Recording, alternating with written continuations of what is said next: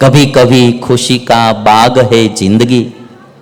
बहुत अच्छा शेर किसी ने लिखा है, कभी कभी खुशी का बाग है जिंदगी, कभी कभी उदासी की आग है जिंदगी।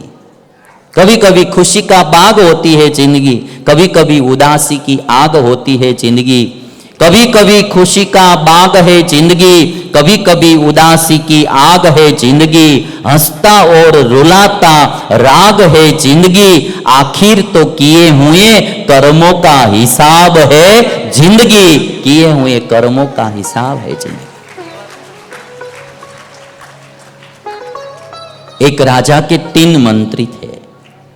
राजा ने तीनों को एक एक ठेला दिया, खाली ठेला, और कहा कि बगीचा में जाओ और फल लेके आओ। तो तीनों मंत्री खाली ठेला लेकर गए, एक एक ठेला लेकर, और फल लेने के लिए बगीचे में गए। तो जो पहला मंत्री था उसने सोचा कि अबे राजा को क्या समझ में पता नहीं रहता कि क्या बात मगज समझ दिमाग में आ गई कि हमको सबको बेच दिया।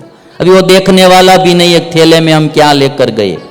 तो उन्होंने क्या किया, सूखे पत्ते पड़े हुए थे तो वो सब भर के हल्का फुल्का थैला बनाकर भर के चला गया। अभी राजा कहाँ देखने वाला है, तो क्यों हमको ये फल तोड़ना वृक्ष पर से और फिर उसका भारी थैला लेकर जाना, ये सब झंझट क्यों करना। तो हल्का फुल्का जो पत्ते गिरे हुए थे वो भर के थैला लेके चला गया। दूसरा मंत्री था तो उसने सोचा कि फल का कहा है, यदि राजा ने देखा थैला तो फल तो होने चाहिए। तो जो नीचे पड़े हुए फल थे, गिरे हुए फल, कच्चे कोई पके सड़े हुए जैसे फल थे वैसे सब भर के वो चला गया दूसरा। तीसरा मंत्री था, उसने कहा कि राजा ने कहा है तो हमें अच्छे फल ही ले जाने चाहिए। तो सभी वृक्षों पर से अलग अलग फल उतारे और ऐसी व्यवस्था की, सबसे ऊपर आज ही खा सके ऐसे फल रखे, उसके नीचे 1 दिन के बाद पके ऐसे फल रखे, उसके नीचे 1 दिन के बाद पके ऐसे फल रखे। तो ऐसी व्यवस्था करके पूरा थैला भर के वो आदमी तीसरा मंत्री चला। तीनों राजा के पास आए तो फिर पूछा कि अब हम क्या करें। राजा ने कहा इस तीनों को कारागृह में बंद कर दो, तीनों को अलग अलग कमरे में जेल में बंद कर दो, और तीनों को खाने के लिए 7 दिन तक कुछ भी देना नहीं है, जो थैले में फल है वही ये खाएंगे, जो थैले में फल है वही खाएंगे। तो पहला तो सूखा पत्ता लेकर गया था, खाने का कुछ मिला नहीं, ऐसे ही भूखा मर गया। दूसरे ने सड़े हुए कच्चे ऐसे फल भर के गया था, तो ऐसा सड़ा हुआ कच्चा फल खाया तो उससे वो रोगी हो गया। और तीसरा जो था तो आज खाने योग्य फल लेकर गया था, वो आज खाया, दूसरे दिन बाद में जो पके वो फल खाए, पूरा हफ्ता आनंद से फल खाते हुए निकाला। राजा वो ईश्वर है, हम सब जीव मंत्री है, जैसा थैला भर के जाएंगे वैसा ही फल खाएंगे, ये बात पक्की है। और इसीलिए हाँ, इसमें कभी कभी किसी को लगता है कि ये क्या देर सबेर होती है, बात तो पक्की है, फल तो मिलता ही है। फल में देर सबेर होता है, कभी कभी क्या होता है कर्म का फल तुरंत मिल जाता है। और ऐसी बात है नहीं कि हम कभी ऐसा सोचते हैं कि क्या किसको पता रहता है, ऊपर वाले को सब पता ही होता है। आज नहीं तो कल कब्रिस्तान पर लिखा था, यहाँ तक छोड़ने के लिए आपका धन्यवाद। कब्रिस्तान पर लिखा था, यहाँ तक छोड़ने के लिए आपका धन्यवाद, आगे की यात्रा मुझे मेरे कर्म करवाएंगे, आगे की यात्रा मुझे मेरे कर्म करवाएंगे। और इसीलिए हम सबको एक बात याद रखनी है कि अच्छे कर्म करने हैं।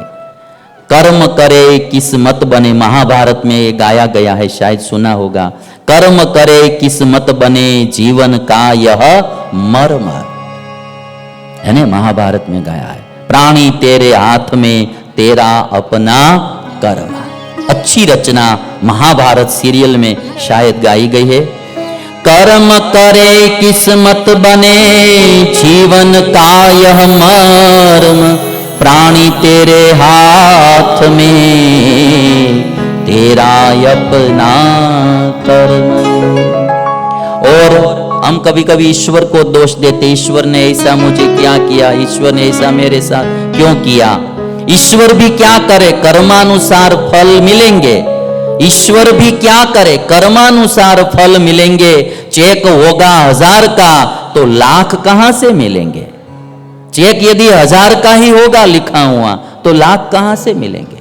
लाख रुपये बैंक में से चाहिए तो चेक भी लाख का लिखना पड़ता है। जीवन में सुख चाहिए तो पुण्य कर्म करना है, और यदि दुख चाहिए तो पाप कर्म। जैसा चेक लिखेंगे वैसा फल मिलेगा। मत सोच कि सपना पूरा क्यों नहीं होता, हिम्मत वाले का इरादा अधूरा नहीं होता। मत सोच कि सपना पूरा क्यों नहीं होता, हिम्मत वाले का इरादा अधूरा नहीं होता।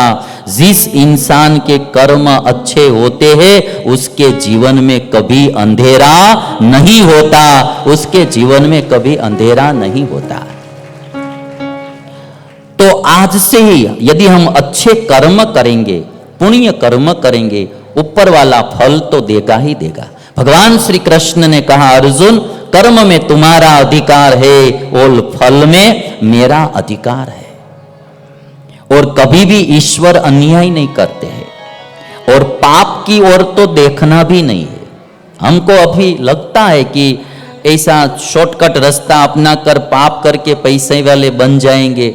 शिव पुराण में एक बात कही गई है कि जो अन्याय और अनीति से धन प्राप्त करता है, उससे भोग प्राप्त करता है, वो भोग में आसक्ति होती है और जन्म मरण के चक्र में आदमी गिरता है। और जो नीति से कमाता है तो उससे जो भोग प्राप्त करते हैं उसमें से वैराग्य होता है और जीवात्मा की मुक्ति होती है। तो अन्याय से, अधर्म से कभी भी कोई वस्तु प्राप्त नहीं करनी है। अहम की अक्कड़ ज्यादा चल नहीं सकती, अहम की अक्कड़ ज्यादा चल नहीं सकती। मौत की घड़ी कभी टल नहीं सकती। जहां मौत आनी है आ ही जाएगी, वो टल नहीं सकती। अहम की अक्कड़ ज्यादा चल नहीं सकती, मौत की घड़ी कभी टल नहीं सकती। लुट कर दौलत भले ही जमा कर लो, पाप की कमाई कभी फल नहीं सकती। पाप की कमाई कभी फल नहीं सकती, उसके फल अच्छे नहीं होते हैं। दुर्योधन, धृतराष्ट्र ने सारी जिंदगी पाप ही करते रहे, ईर्ष्या करते रहे, धोखेबाजी करते रहे। आप सब महाभारत जानते हैं। नतीजा क्या हुआ? हाथ में कुछ भी नहीं रहा, पूरे वंश का विनाश हुआ। रावण भी अधर्म करता रहा तो क्या हुआ? हाथ में कुछ नहीं रहा।